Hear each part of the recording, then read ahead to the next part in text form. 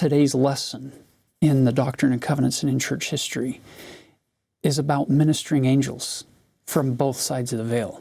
And what do? They minister to our needs.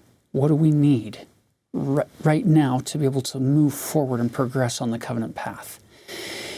If you turn to section 12, Doctrine and Covenants section 12, you're introduced to this character in church history named Joseph Knight.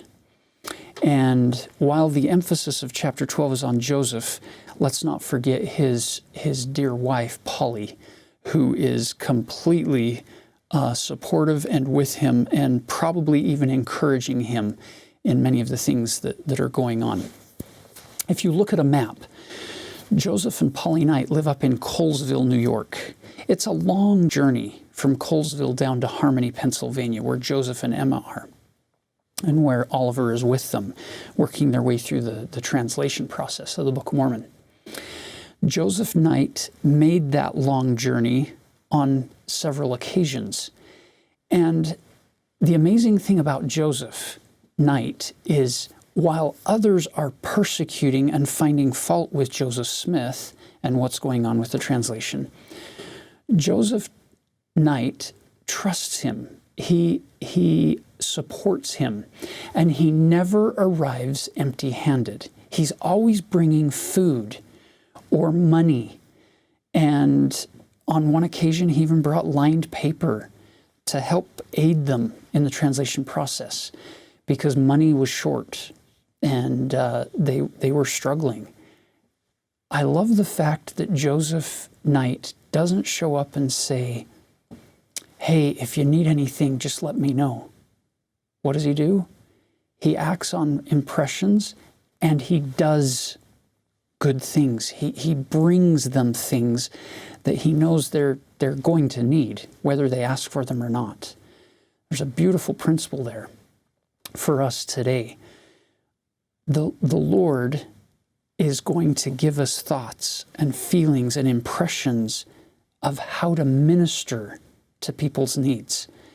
And if we act on those thoughts quickly, then we'll usually find that the Lord has a purpose for helping somebody through that act. Never suppress an urge or an impression to do something nice or to do something kind for another person. Never suppress that. Just act on it. You never know. You never know what a simple loaf of banana bread delivered to a stranger will do in the hands of the Lord. You never know what a kind thought shared or a little bit of money left with somebody will do when you're acting on an impression. And that is the story of Joseph and Polly Knight here. Now you'll notice in section 12,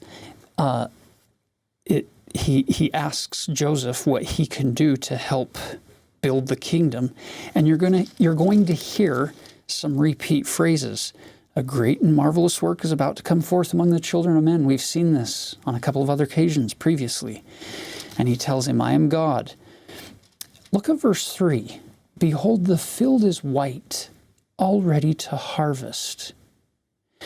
We can read that in the context of Joseph Knight and Joseph Smith and the building up of the kingdom of God back in the 1829 time frame. Or we can read that in the context of ministering angels on both sides of the veil today, you being a ministering angel. The field is white, all ready to harvest. We are surrounded by people who need help. I just absolutely love the concept that has been shared by President Henry B. Eyring on multiple occasions in General Conference, where he has asked the question, Lord, who needs me today? Who can I help?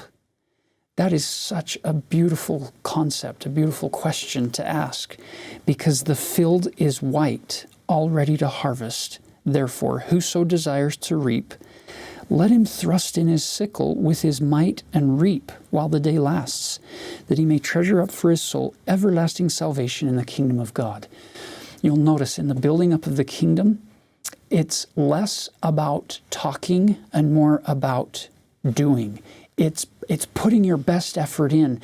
And my best effort might not look very good compared to what other people can do, but it's my best effort. And if I thrust in my sickle, my effort as a missionary, as a leader, as a husband, as a father, as a teacher, whatever role I may be in, as a neighbor, as a ministering brother, or some of you as a ministering sister, you put in your best effort.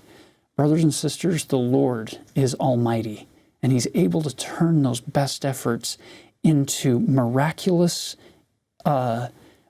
life-changing at times events for people, to inspire them to move forward and to try a little harder, to be a little better, and to accomplish the things that they need to accomplish. It's our hope and it's our prayer that as we move forward, that we can go to the Lord with the question, who needs me? And then get up and thrust in the sickle with all of our might, whatever that sickle may be, in whatever direction we feel like we might be able to do some good to establish the cause of Zion and to seek to bring forth the kingdom of God more fully in our world around us. Who knows? But what there isn't somebody out there who will see a lot more than just some money or some clothing or some food. But your simple act or big act, whatever it may be, will cause them to see the hand of God